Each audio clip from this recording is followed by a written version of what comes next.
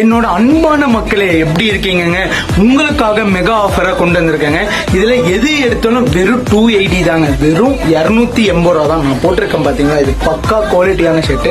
இது வெளியில 500 சேல்ஸ் பண்ணுவாங்க, நான் வெறும் 280 தர போறேங்க. இதுல உங்களுக்கு பிளெயினும் இருக்குங்க, செக்குடும் இருக்குங்க. இந்த மாதிரி நான் போட்டிருக்க ஷர்ட்டும் இருக்கு. இன்னொன்னு பாப்கார்ன் ஃபேப்ரிக்கும் உங்களுக்கு வெறும் 280 தான் தர போறோம்.